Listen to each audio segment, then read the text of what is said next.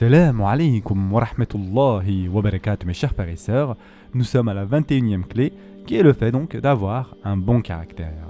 En effet mes chers frères et sœurs en islam, le messager d'Allah sallallahu alayhi wa sallam a dit « J'ai été envoyé pour parfaire les nobles caractères » et ceci est dans le Muwatta. Mes chers frères et sœurs en islam, la différence entre les manières et le caractère est celle qui existe entre l'extérieur et l'intérieur. Les manières, c'est la façon dont nous interagissons avec les autres. Le caractère, c'est ce que nous portons dans nos cœurs au moment de ces interactions. Les manières peuvent être feintes, le caractère ne le peut pas. Une partie d'ailleurs de la mission prophétique consiste à incarner pour nous un exemple de bon caractère. Acquérir un bon caractère demande donc de la réflexion et une purification constante de l'âme. Cela implique d'affronter nos démons intérieurs et de les vaincre. C'est un combat permanent, mais chaque victoire est douce. L'alternative est de sombrer dans les ténèbres et de devenir la pire version de nous-mêmes. Mes chers frères et sœurs en islam, le bon caractère et le mauvais caractère sont des opposés qui résident dans le cœur. Chacun d'eux se manifeste en paire. L'humilité et l'arrogance, la sincérité et l'hypocrisie, l'amour et la haine, l'empathie et l'hostilité, l'altruisme et la jalousie. Une des clés du bonheur est de méditer sur son propre état spirituel et de remplacer chaque trait négatif par son contraire pur. Les fondements du bon caractère comprennent la sincérité avec Allah Azza wa Jal, l'honnêteté, la bonté, la compassion, la générosité, l'amour, le pardon, l'esprit d'entraide et la justice. À chacun de nous donc d'améliorer chacun de ces domaines. Il nous faut faire preuve clairement d'introspection, identifier ce qui doit l'être, puis œuvrer à améliorer progressivement notre caractère. Chaque progrès renforce notre relation avec Allah Azza wa Jal et avec les gens qui nous entourent, ce qui mène à une plus grande satisfaction intérieure. Quand notre jalousie est remplacée par une joie sincère face au succès des autres, nous pouvons nous détendre et simplement être heureux pour eux au lieu de comploter leur chute. Quand notre haine est remplacée par l'amour, nous trouvons plus de raisons d'être heureux dans notre propre vie. Quand l'arrogance laisse place à l'humilité, nous découvrons la paix et la joie dans les petites choses de la vie. Le bonheur est une réalité intérieure. Le trouver, c'est réparer ce qui est à l'intérieur. Et remplacer le mauvais caractère par un bon caractère est une étape essentielle dans ce processus. Mes chers frères et sœurs en islam, la clé 22 concerne le fait de garder les détails de notre vie privée. Mes chers frères et sœurs en islam, en effet, le prophète sallallahu alayhi wa sallam a dit « Cherchez de l'aide dans l'accomplissement de vos besoins en étant discret, car toute personne comblée d'un bienfait sera enviée. » Comme vous le savez, nous vivons à une époque de surexposition. Les réseaux sociaux sont devenus un terrain de jeu pour exhiber les détails les plus privés de sa vie. Les petits pics de dopamine que nous recevons lorsque les gens aiment notre contenu nous donnent l'illusion d'un bonheur réel, mais nous ne percevons pas toujours les effets négatifs à long terme de cette surexposition. Le niveau de détail que les gens partagent aujourd'hui est anormal et très récent dans l'histoire humaine. Les conséquences à long terme de cette nouvelle habitude ne seront peut-être découvertes que dans plusieurs décennies, alors qu'il sera déjà trop tard pour beaucoup. Pourtant, même à ce stade précoce, nous constatons déjà les dégâts. La surexposition a mené à l'insatisfaction face à ses propres réalisations et relations, à une jalousie excessive et à la rupture de nombreuses relations. Alors que la surexposition est nouvelle et contre nature, l'islam offre une voie beaucoup plus proche de la nature humaine. L'islam valorise la discrétion et nous enseigne à garder secret les détails de notre vie personnelle. Mes chers frères et sœurs en islam, il suffit de partager notre joie et nos réussites avec les personnes les plus proches de nous, celles qui se réjouiront sincèrement pour nous. Le monde entier n'a pas besoin de tout savoir sur notre vie. Exposer publiquement ce que nous vivons peut provoquer la malveillance, la jalousie, le mauvais œil, voire des tentatives de sabotage. C'est pour cela qu'il est très important de garder notre vie privée, justement privée, et c'est là que nous expérimenterons les niveaux les plus profonds du bonheur. On n'aura pas plus à s'inquiéter des envieux ou des personnes malveillantes, parce que notre attention est centrée sur l'essentiel.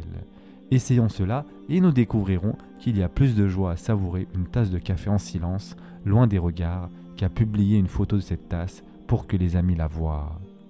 Le secret d'une vie heureuse, mes chers frères et sœurs en islam, est de connaître les limites entre ce qui doit être partagé publiquement et ce qui doit être privé.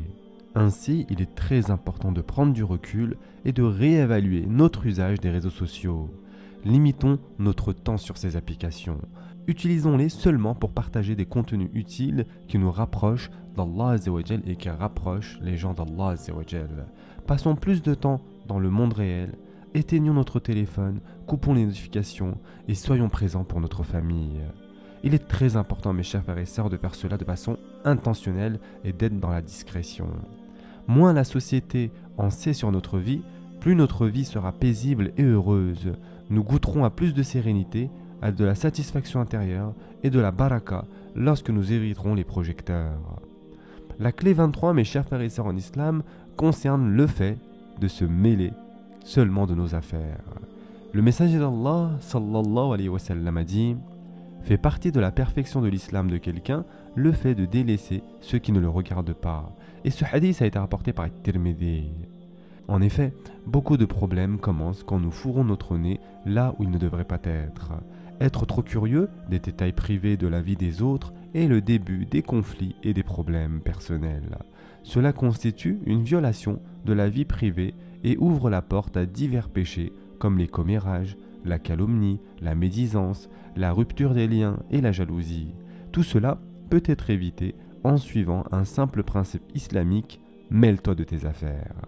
Les premiers musulmans maîtrisaient cet art de ne pas se mêler de ceux qui ne les regardaient pas.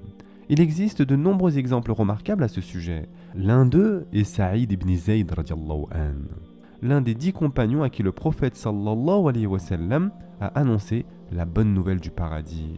Et pourtant, c'est celui dont nous en savons le moins. Malgré le fait qu'il ait été parmi les tout premiers musulmans et qu'il ait vécu une longue vie, nous savons très peu de choses sur lui. Nous savons qu'il était le beau-frère de Omar ibn al-Khattab radiallahu anhu et que c'est chez lui que Omar radiallahu anhu lut pour la première fois un passage du Coran, ce qui le mena à reconnaître la vérité de l'islam.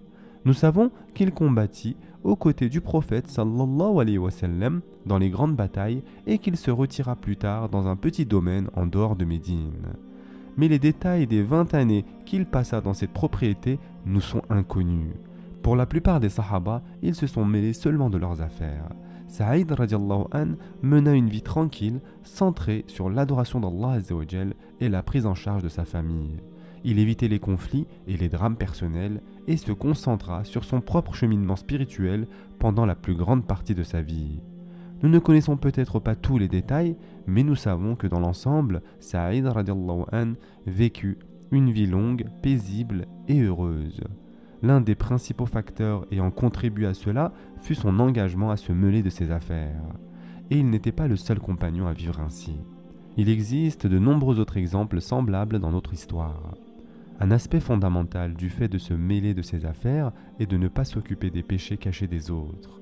Chaque être humain a des défauts et des péchés qu'Allah Azzawajal a gardés secrets. Ce n'est pas notre rôle de les rechercher ou de les exposer. Cela ne veut pas dire qu'on doit s'abstenir d'ordonner le bien et d'interdire le mal. Si le mal est commis publiquement, nous devons le condamner, mais d'une manière générale, sans désigner quelqu'un en particulier. Mais si quelqu'un commet des péchés en privé, cela ne nous concerne pas. Si par hasard nous découvrons leurs secrets, nous devons les garder pour nous et leur donner un conseil en privé. Surtout sachant qu'il est péché d'exposer les péchés des autres ou de colporter des rumeurs à leur sujet. Tout comme nous voulons qu'Allah Azzawajal garde nos propres fautes cachées, nous devons en faire de même avec les autres. Le prophète sallallahu alayhi wa sallam a dit « Celui qui couvre les péchés d'un musulman dans ce monde, Allah couvrira ses péchés au jour dernier. » Et ce hadith a été rapporté par Muslim. C'est pour cela, mes chers frères et sœurs en islam, concentrons-nous sur notre propre cheminement spirituel et appelons les autres à l'islam sans nous acharner sur leurs défauts personnels ou sans chercher à découvrir leurs secrets. Ce simple principe de se mêler de ses affaires joue un rôle majeur dans le fait de mener une vie heureuse et paisible. Et en effet, Allah Azzawajal dit dans le Coran « Ô vous qui croyez, évitez de trop conjecturer, c'est-à-dire soupçonner, car une partie des conjectures est un péché. Et n'espionnez pas, et ne médisez pas les uns des autres. L'un de vous aimerait-il manger la chair de son frère mort? Cela vous répugnerait. Et craignez Allah, car Allah est pleinement accueillant au repentir, très miséricordieux. » Surat al-Hujurat, verset 12. Ce sera tout pour aujourd'hui. La prochaine fois, Inch'Allah, nous terminerons cette série. En attendant, prenez soin de vous mes chers frères et sœurs et à très prochainement, Inch'Allah.